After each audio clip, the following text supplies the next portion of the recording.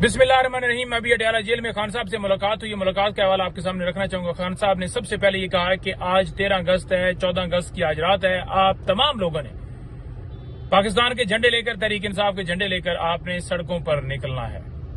Number 2 बात, खान साहब को मैंने बताया कि जनरल फैज को इस तरह से जो है वो उनको अरेस्ट किया गया है और ख्वाजा आसिफ और फैसल वाडा बड़ी अजीब अजीब स्टेटमेंट्स दे रहे हैं कि 9 मई के जो किरदार हैं वो जनाब उसमें भी ये चीजें आएंगी, फलां होगा, ये होगा, यूट्यूबर उठाए जाएंगे, व्लॉगर उठाए जाएंगे और जो है बड़े मुहरकात हैं और बड़ी चीजें हैं और बड़ा जनाब उसके ऊपर बड़ा कार्रवाई होने जा रही है और अब जो है मिलिट्री ट्रायल भी होगा। तो खान साहब मुस्कुराए, उन्होंने कहा कि देखें, हम तो पहले भी कह रहे हैं कि जुडिशल कमीशन बनाना चाहिए। ये एक अच्छा मौका है कि अब जुडिशल कमीशन बना लें और पता लगा लें कि किसने सीसीटीवी फुटेजेस चुराई। जिसने सीसीटीवी फुटेजेस चुराई वो 9 मई करवाने वाला है। और सेकंड, उन्होंने कहा कि जो है आग लगाने की बात की जा रही है। देखें, अगर हमारा कोई वर्कर आग लगाता है तो हमें लेकर आए कि ये वीडियो के अंदर आपका वर्कर है, आग लगा रहा है। हमारे किसी बंदे ने, किसी शख्स ने, किसी पाकिस्तान तहरीक इंसाफ के रहनुमा ने आग नहीं लगाई। तो खान साहब का बड़ा क्लियर मौकफ है कि ये जो मर्जी ये कर लें, जो मर्जी ये बातें कर रहे हैं, लेकिन इनके पास कोई ऐसी चीज नहीं है, कोई एविडेंस नहीं है और कोई भी ये स्टेटमेंट देते हैं तो इनकी कोई वैल्यू नहीं है। नंबर 3 बात, खान साहब ने कहा है कि काजी फैसल साहब के पास हमारी कितनी दरखास्तें हैं फंडामेंटल राइट्स की। इलेक्शन के अंदर डाका डाला गया वो, उसके बाद आपने देखा कि दीगर और दरखास्तें, मिलिट्री ट्रायल, ये वो सारी चीजें वहां पर सुप्रीम कोर्ट के अंदर पेंडिंग है। खान साहब ने कहा कि हमारी दरखास्तें जुडिशल कमीशन बनाने की हो वो भी नहीं लगाई जाती, फंडामेंटल राइट्स की नहीं लगाई जाती, धांधली वाली नहीं लगाई जाती। और दूसरी तरफ काजी साहब जो है हमारी सीटें जो हैं वो छीनकर और पार्टियों को दे रहे हैं। यानी पहले डाका डाला गया हमारे साथ, मखसूस नशिस्तों पर फैसला फिर मुखालफ दिया और अब जो है वो दरखास्तें तो पास लेकर बैठे हुए हैं, लेकिन वो दरखास्तें जो कि हमारे मुखालिफ हों, फॉर एग्जाम्पल कोई भी लेकर आए, वो फौरी लगाने के लिए तैयार भी हो जाते हैं, लगा भी दी जाती हैं और हमारे खिलाफ फैसला भी दे देते हैं। तो खान साहब ने कहा है कि ये वक्त जो है वो सारी चीजें लिख रहा है और जो कमिश्नर रावलपिंडी है वो उसका जो बयान है वो भी पूरी दुनिया ने देखा है। तो खान साहब ने कहा कि देखें, कमिश्नर रावलपिंडी ने बयान दिया, कमिश्नर रावलपिंडी के बयान को आप देखें और उसको देखें कि वो कह रहे हैं कि जो चीफ जस्टिस ऑफ पाकिस्तान जो है वो और चीफ इलेक्शन कमिश्नर वो दोनों इन्वॉल्व हैं धांधली में। तो उन्होंने कहा कि उसने कहा है कि उनको लटकाना चाहिए। तो आज तक कमिश्नर रावलपिंडी को किसी अदालत में किसी जगह के ऊपर क्यों नहीं प्रोड्यूस किया जा रहा? लेकर आए। उसने बयान दिया है कि किस तरह 70 हजार से 80 हजार से लोग पीटीआई के जीते हुए थे और हमने हराया।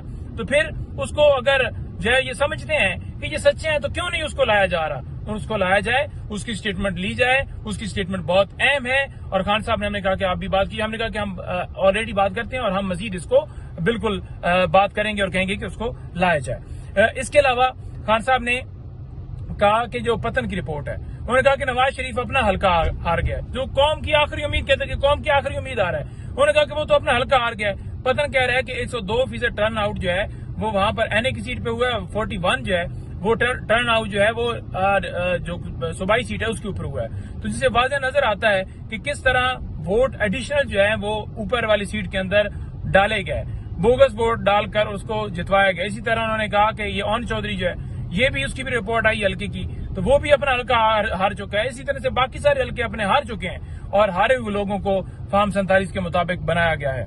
खान साहब ने बांग्लादेश की जो सूरत हाल है उसके वाले से भी जिक्र किया। खान साहब ने कहा कि इस वक्त जो बांग्लादेश में पोजीशन है, आप अगर बैकग्राउंड के अंदर देखें तो वहां पर बांग्लादेश की इकोनॉमी हमसे बेहतर है, लेकिन वहां पर क्या हुआ, वहां पर क्यों लोग निकले? क्योंकि वहां भी ये किया जा रहा था जो आज पाकिस्तान में किया जा रहा है। तो उनसे सीखें और मुल्क को आगे चलने दें, मुल्क को आगे बढ़ने दें। ये नहीं हो सकता कि आप अवाम की राय एक तरफ हो और आप एक तरफ खड़े हो।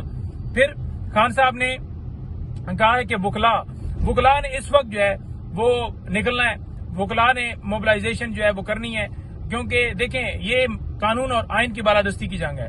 तो तमाम वुकला को मैं कहना चाहता हूं कि आप अपना रोल अदा करें, आप निकलें आइन और कानून की बका के लिए जो आज मुल्क के अंदर किया जा रहा है। खान साहब ने खास तौर पर वुकला को कहा है कि वो निकलें।